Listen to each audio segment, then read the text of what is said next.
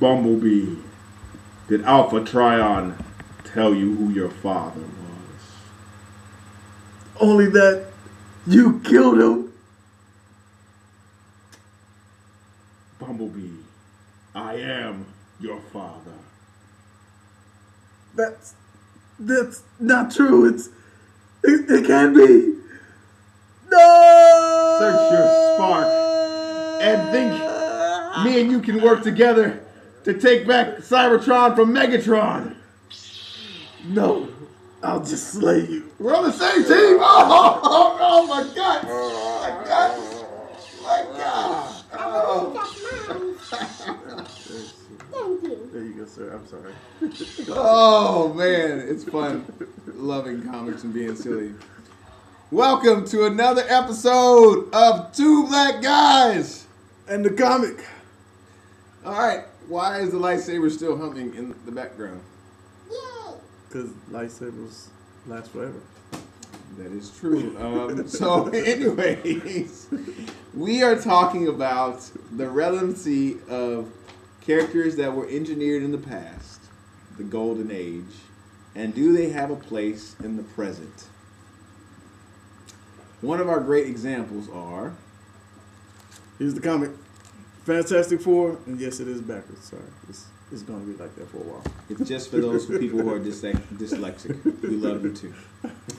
Anyways, so we were thinking about it, and we were thinking, does the Fantastic Four have a place? Can you not, like... Oopsie. I don't know. Anyway, so we were talking about, how the Fantastic Four had two great movies. They really were good. The first one came out, showed their superpowers, how they got gamma powers from the gamma radiation, and then how everybody was made. And then the second part, they brought the Silver Surfer, which really upped them, I think, in my opinion.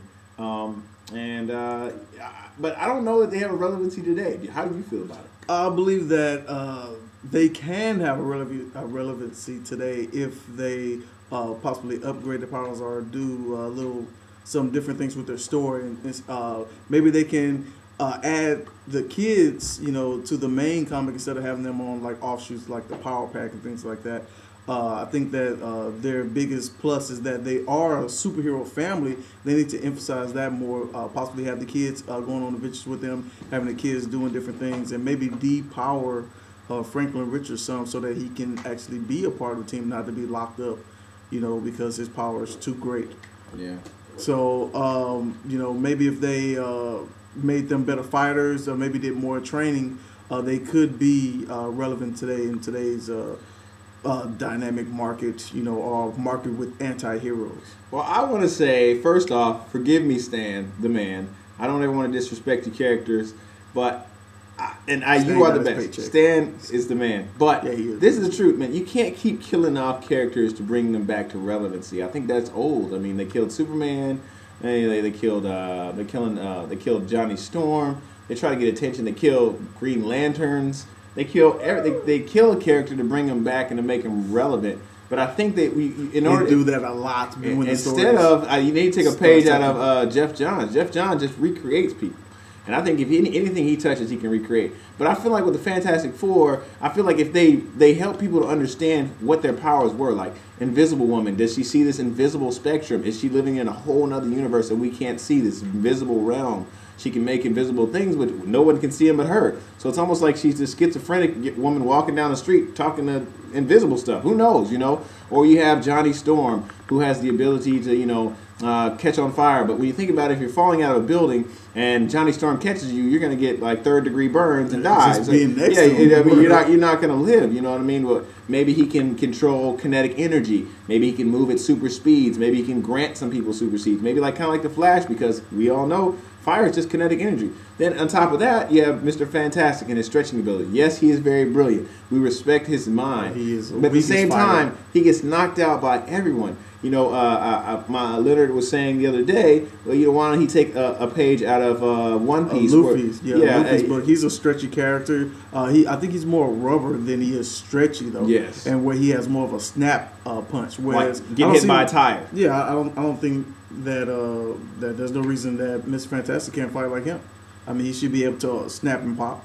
I feel like And I feel like Mr. Fantastic just kind of stretches to wrap things up and things like that's that. it. But he Makes never he didn't make parachutes. swords out of his hand like Plastic Man or Elongated Man. He doesn't do anything. You know, if you have the ability to stretch, you really have to. That to me, that's not a very strong power unless you have a great imagination. And as smart as he is, he should have an imagination to say maybe make daggers out of his hand and stab people, or maybe I don't know. I don't. He's got to have some more relevancy than just being smart and stretching. You know, that just gets old after a while. Yeah. Or the last thing, thing is made out of rock. But look at how much we've mastered the rocks. You know, we get marble floors. You want to go through a mountain, we'll blow a hole through it, send a train through it. You know what I mean? Really not rocks really aren't as tough as they were. Yeah, I don't even think he's as strong as Colossus. I think Colossus could ride. Colossus is actually an alloy. He's made out of steel, which is iron and another metal put together, which is a hybrid of metal. So really, he already is more powerful than a rock, because a rock usually is just a mixture of simple elements, right? Mm-hmm. So, but maybe he can take his powers and up them by let's say he has carbon. Carbon, and he changes himself into a diamond. Because that's what carbon is, the hardest substance in the world. Nice upgrade. That would be a nice upgrade. Then maybe he could go a little bit toe to toe with the Hulk or something. Because I've never seen the Hulk crush a diamond. I've seen him crush a lot of stuff, but not a diamond. Mm-hmm. But and then on top of that, they're so they have to lean on each other. So they're so codependent, if you will.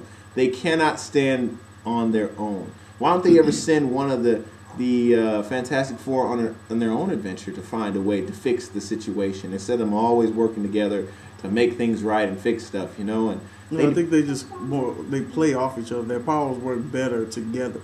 Well, as you said, they're really just a mimic of the four elements, right? Yeah. Earth, wind, water, fire.